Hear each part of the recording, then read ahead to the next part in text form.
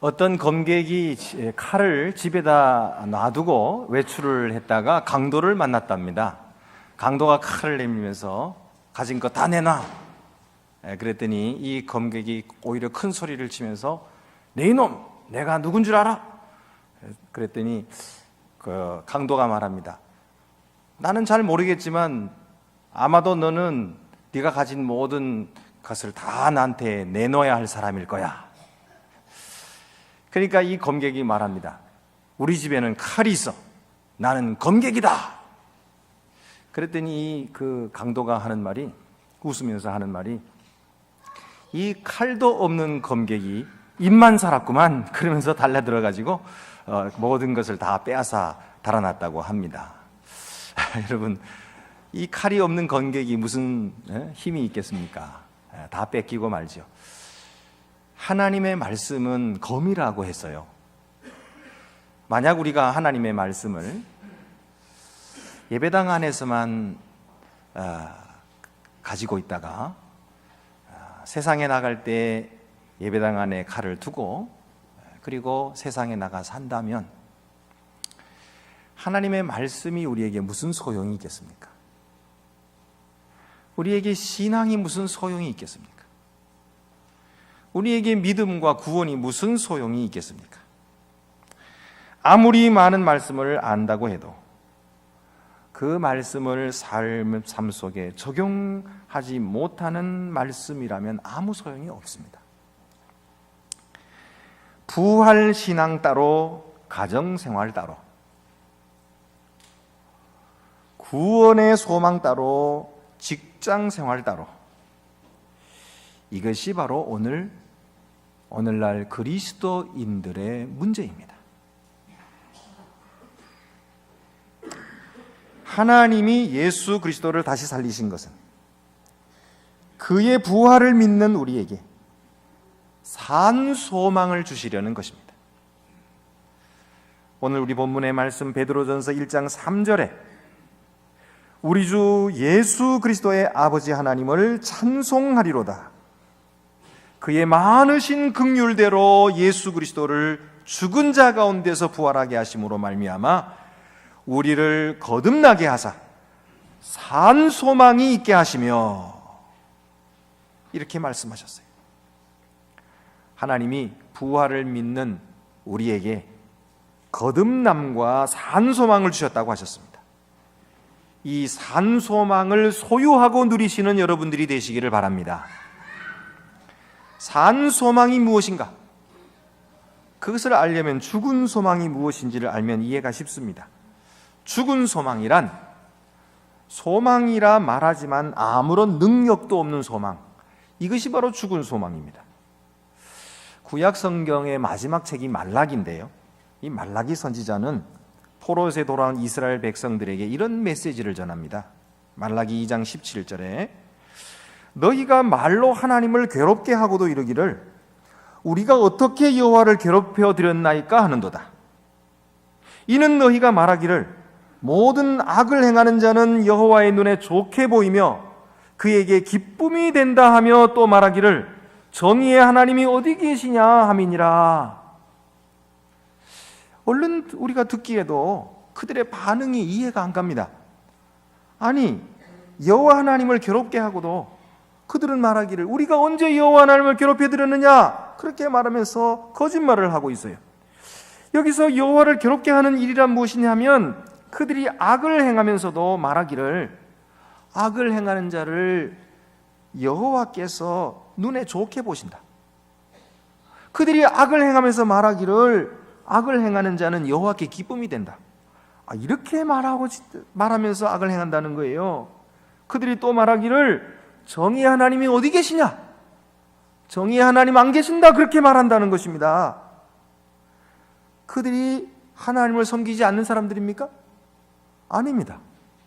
그들은 자기 스스로가 하나님이 택한 백성이라고 생각하는 유대인들이었어요. 하나님을 섬기고 예배했어요. 제사 다 드렸습니다. 그러면서도 그들의 생활 속에는 거짓과 불의를 행하면서 하나님이 안 계신 것처럼 행동하고 살았다는 것입니다.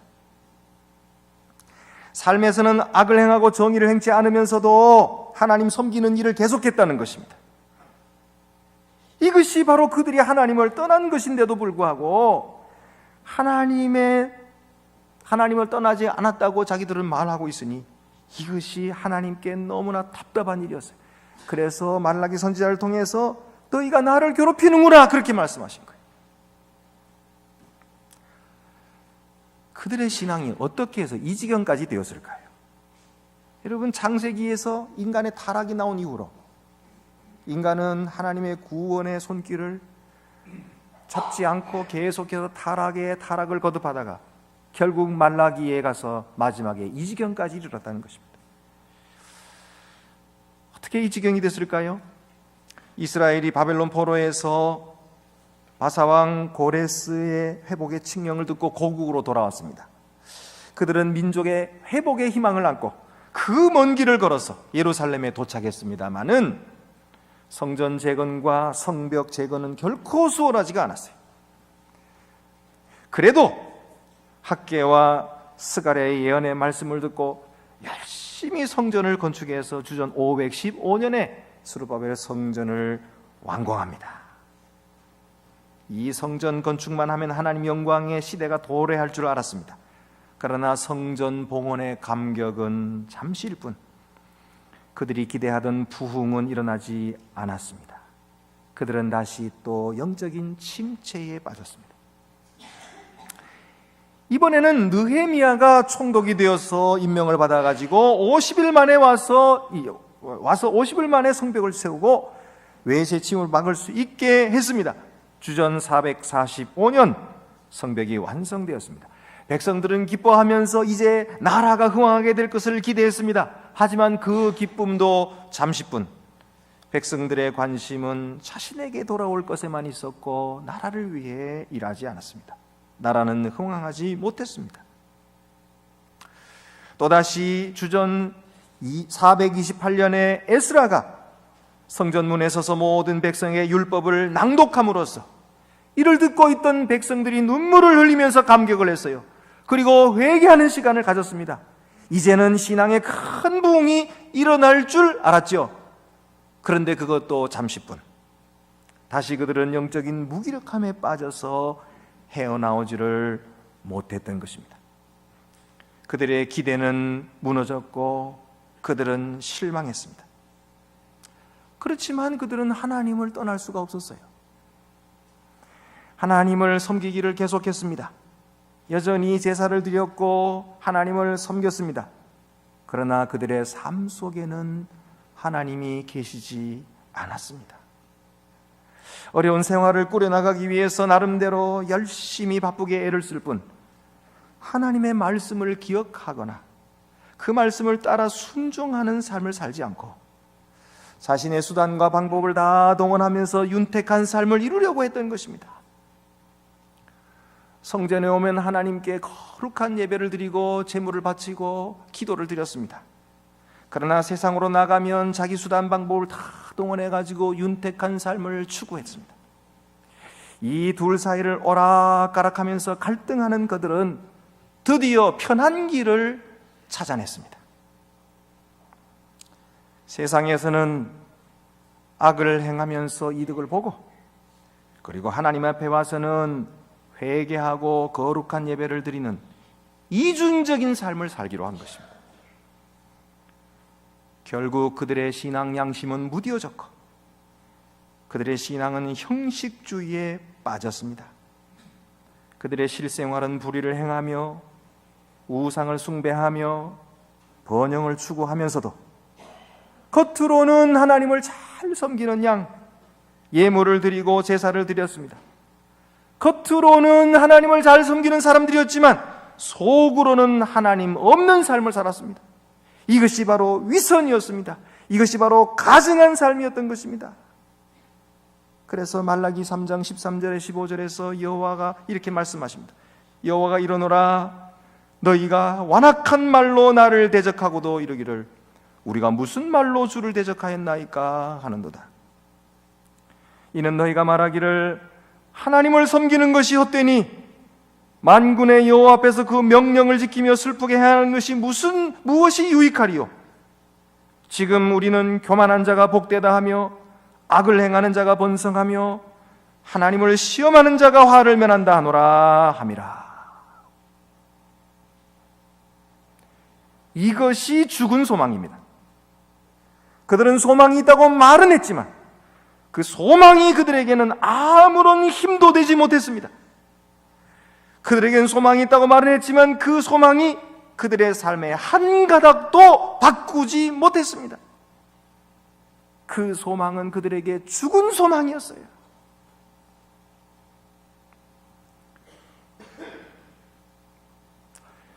여러분, 혹시 오늘날 우리의 삶이 말라기 시대의 이스라엘 백성들의 삶과 닮지는 않았습니까?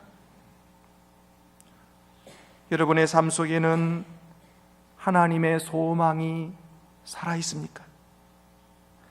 어떤 어려움과 시험을 당해도 주가 주시는 말씀이 힘이 되고,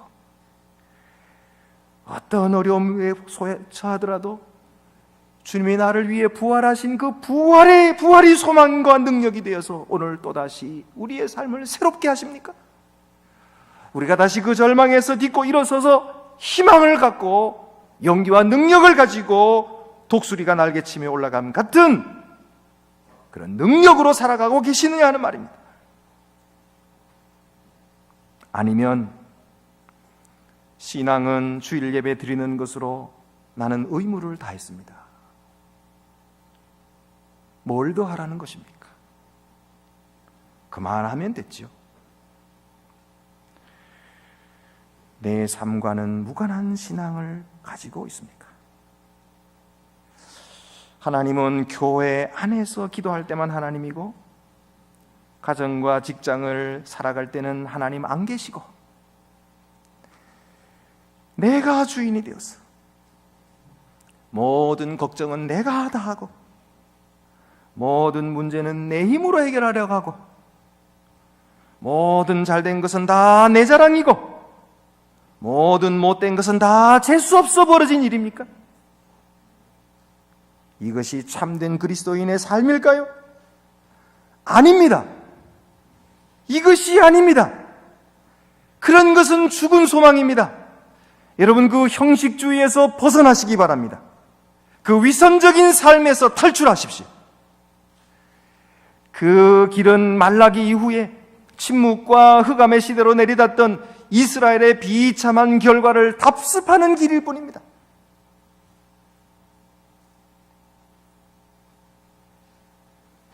오늘 본문의 말씀을 보십시오.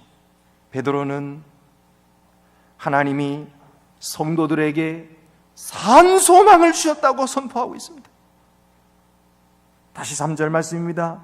우리 주 예수 그리스도의 아버지 하나님을 찬송하리로다. 그의 많으신 긍휼대로 예수 그리스도를 죽은 자 가운데서 부활하게 하심으로 말미암아 우리를 거듭나게 하사 산 소망이 있게 하시며. 여러분, 이 베드로의 편지를 받는 성도들은 어떤 상황에 있었습니까?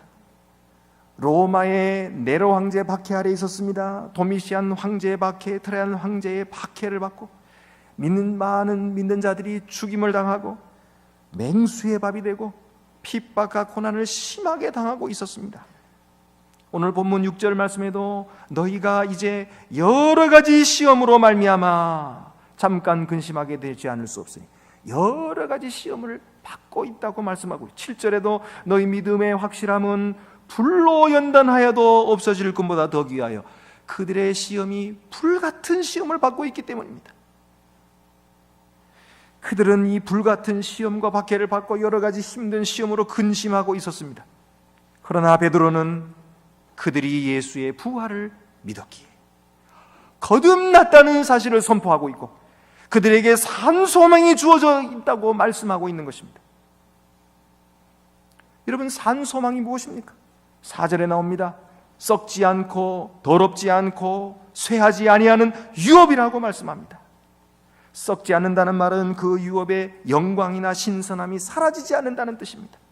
더럽지 않다는 말은 그 유업이 세상의 죄로 말미암아 더럽히지지 않는다는 것입니다.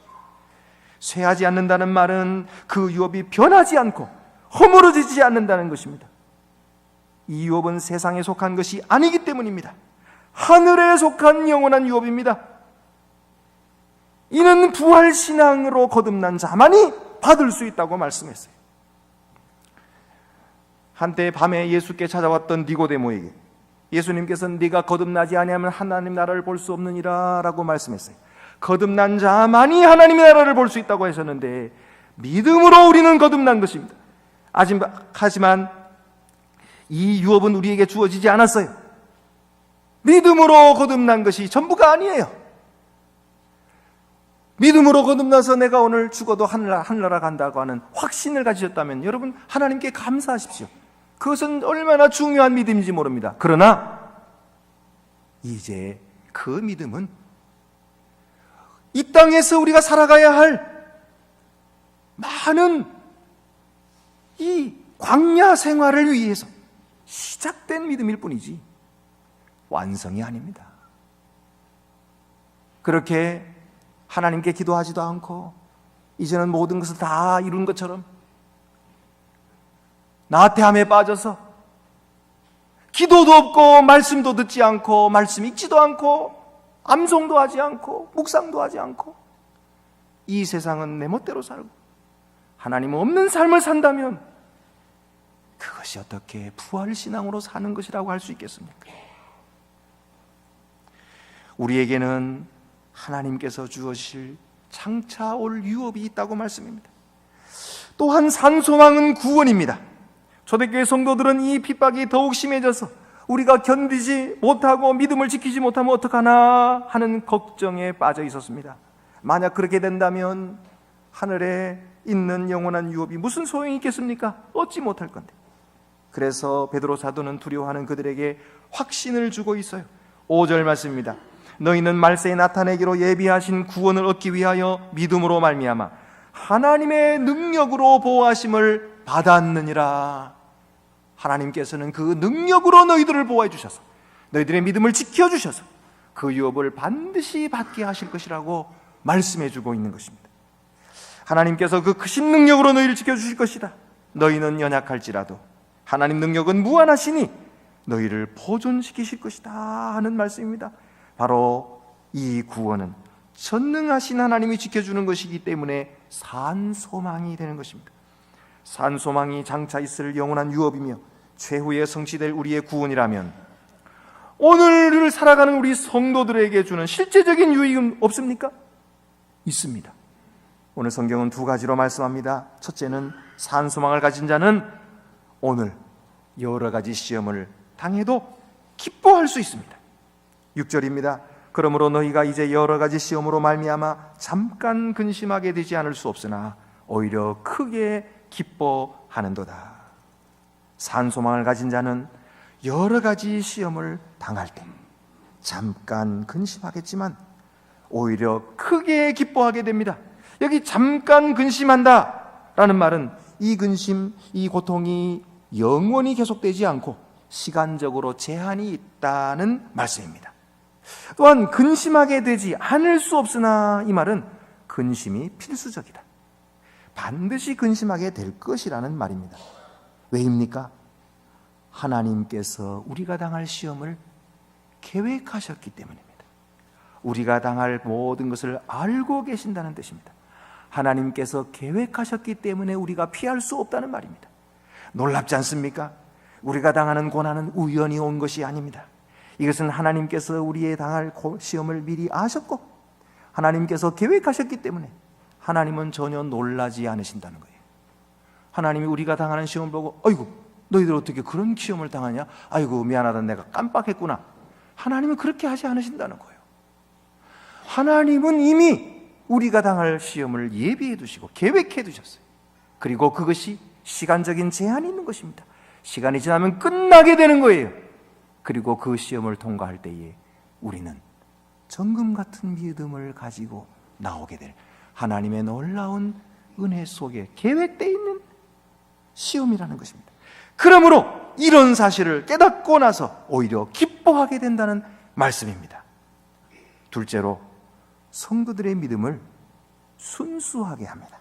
7절 말씀 보면은 너희 믿음의 확실함은 불로 연단하여도 없어질 금보다 더 귀하여 예수 그리스도께서 나타나실 때에 칭찬과 영광과 존귀를 얻게 할 것이니라. 이 시험이 비록 불같이 뜨거운 고난일지라도 그것으로 인해 우리의 믿음이 정금같이 연단받게 되는 것입니다. 금을 뜨거운 불로 연단하는 이유가 무엇입니까? 그 금 속에 있는 불순물들을 태워버리든지 녹여버려서 빼버리고 그리고 순수한 금을 만들기 위한 것입니다. 하지만 이렇게 연단된 금도 결국은 쇠하여지고 사라지게 될 세상의 물질에 불과합니다. 그러나 하나님이 연단하시는 우리의 믿음은 영원토록 사라지지 않는 것입니다. 하나님은 우리에게 이 영원한 믿음을 순수하고 온전하게 만들어 주시려고 초대교회 성도들이 받은 만큼 그런 심한 핍박은 아니지만은 우리에게 스트레스를 주시고 때로는 실망도 주시고 때로는 좌절도 맛보게 하시는 것입니다. 그래야 마침내 우리가 예수 그리스도와 같이 칭찬과 영광과 존귀함을 얻게 하려 하심인 것입니다. 그렇다면 우리가 최후의 영원한 구원을 얻게 될 것이라는 구체적인 증거가 있습니까? 그것이 무엇입니까? 그것은 바로 우리 속에 있는 예수님을 향한 믿음과 사랑이라고 말씀합니다. 우리는 비록 예수를 보지 못했지만 주님을 사랑하고 있습니다. 우리가 비록 부활하신 예수님 보지 못했지만 그 주님을 믿고 있지 않습니까? 예수를 보지 못했으나 말할 수 없는 영광스러운 즐거움으로 기뻐하고 있으니 우리의 이 모습이 놀라운 모습인 것입니다. 어떻게 이렇게 되었을까? 내가 생각해도 이해되지 않는 나의 모습인 것입니다. 내가 어떻게 믿을 수 있게 되었을까? 분명히 이 믿음은 하나님께서 선물로 주신 믿음이 틀림없습니다. 그래서 오늘 8절에서 말씀합니다. 예수를 너희가 보지 못하였으나 사랑하는도다. 이제도 보지 못하나 믿고 말할 수 없는 영광스러운 즐거움으로 기뻐하니 믿음의 결국 곧 영혼의 구원을 받음이라. 여러분에게 이 믿음이 있다면 여러분에게 하나님이 영원한 구원을 주신 줄을 믿으시기 바랍니다. 이 믿음의 결국이 구원이라고 하셨기 때문입니다. 할렐루야. 예수께서는 내가 내 손으로 예수님의 못자국에 손을 넣어보지 않고는 믿지 않겠다. 내 손을 그 창자국에 넣어보지 않고는 믿지 않겠다 라고 주장했던 도마에게 나타나셨어요. 그리고 부활하신 예수님이 자신의 모습을 직접 보여주셨습니다. 못자국 난 손을 보여주시면서 도마야, 내 손가락을 내밀어서 내 손을 만져보고 내 손을 내 옆구리에 넣어보라. 그리하여 믿음 없는 자가 되지 말고 믿는 자가 되라 하셨습니다. 토마는 예수님의 그 말씀을 듣고 넣어보지도 못하고 이렇게 고백합니다. 나의 주님이요 나의 하나님이시니이다. 나의 주님이시요 나의 하나님이시니이다. 그렇게 고백할 수밖에 없었어요. 예수께서 말씀하셨습니다. 너는 나를 본고로 믿느냐? 보지 못하고 믿는 자들은 복되도다. 보지 못하고 믿는 자들은 복되도다 라고 말씀해 주셨어요. 여러분, 보지 못하고 있지만 오늘 우리는 믿고 있지 않습니까? 부활의 주님을 우리의 눈으로 보지 못했지만 그분이 우리를 위해 죽으시고 나를 위해 부활하셨다는 사실을 믿고 있지 않습니까? 바로 이 믿음이 영생이라고 말씀하십니다.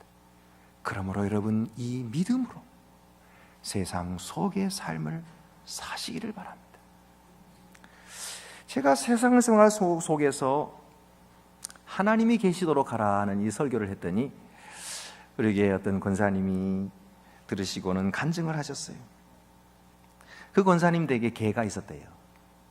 근데 어느 날 보니까 아침에 개가 죽어 있어요. 그래서 아이고, 이 도둑놈이 도둑질을 하려고 개부터 죽여놨구나 생각하니까 가슴이 철렁 내려앉는 거예요. 겁이 나는 거예요. 이거 어떡하나? 그러면은 이 개를 이제 새 개를 사야 되겠다. 이번에는 좋은 진돗개를 사서 그래가지고 이게 갖다 놔야 되겠다. 이 진돗개를 어디다 묶어 놓으면 좋을까? 이 장독대에 묶어 놓을까? 어디다 묶어 놓을까? 막 걱정을 하고 있는데 자기 자신 가만 생각해 보니까 아니, 하나님이 내가 다 너를 지켜주리라 그렇게 말씀하셨는데 아니, 내가 이 걱정하고 있네. 그래서 하나님께 회개를 했답니다. 하나님, 제가 이 생각나게 해주셔서 감사합니다. 이 하나님이 나를 지켜주시는데 나는 개를 의지하고 있었네요. 하나님보다 개가 우선입니다. 그리고서는 회개를 하고서는 하나님께 기도했더니 마음에 평화가 찾아오더랍니다. 그래가지고 진돗개도 안 사고 그리고 편안하게 살고 있다는 거예요. 여러분, 이것이 바로 산 소망입니다. 우리가 가지고 있는 믿음을 삶 속에 접속하십시오. 적용하십시오. 그러면 우리의 마음에 주님께서 임하셔서 주관하여 주시고 주님의 기쁨과 평화로 인도하여 주실 줄 믿습니다. 여러분은 보지 않고 믿는 복된 믿음을 가지셨습니까? 가지신 줄 믿습니다. 그렇다면 부활 신앙이 주는 산 소망을 가지신 줄 또한 믿으시기 바랍니다. 그리고 또한 더 가지시기를 바랍니다. 하나님은 우리가 고난받을 때에 뒷짐지시고 구경하지 않으십니다. 우리는 비록 연약하지만 그는 무한하신 능력과 사랑으로 성도들을 도와주십니다. 그러므로 우리의 삶 속에서 주님을 인정하십시다. 우리의 소망이 산 소망이 되게 하십시다. 마침내 주님께서 영광스러운 나라에 우리를 인도하시고 그 하나님의 나라의 유업으로 우리에게 주실 줄 믿습니다. 기도드리시겠습니다.